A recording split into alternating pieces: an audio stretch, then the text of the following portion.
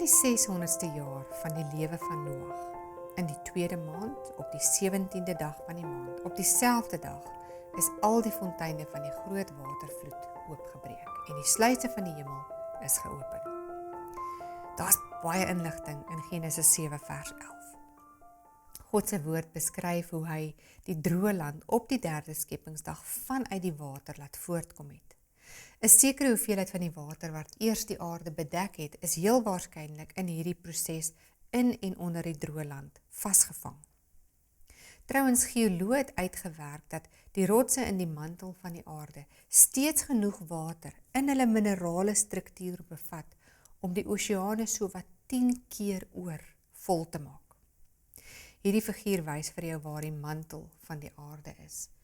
Met ander woorde, as die see 'n reuse bad was en jy die prop sou uittrek, sodat al die water in die see kon uitloop, dan sou jy die see 10 keer oor weer kon volmaak met die water wat steeds vandag in die mantel is.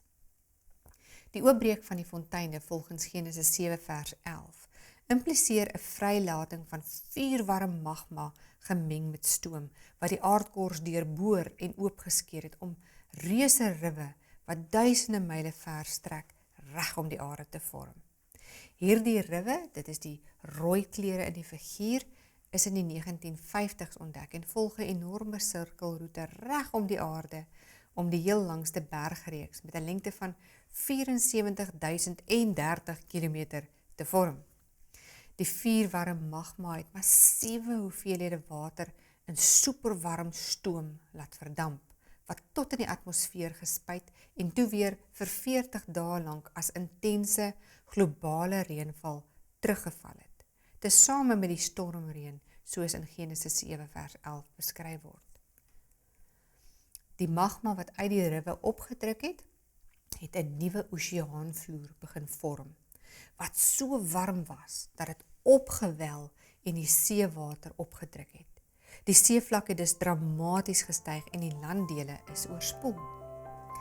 In jou skoolhandboeke gaan jy leer van Pangea, 'n hipotetiese superkontinent wat al die huidige landmassas ingesluit het en vermoedelik bestaan het voordat die vaste lande oor miljoene jare uitmekaar geskuif het.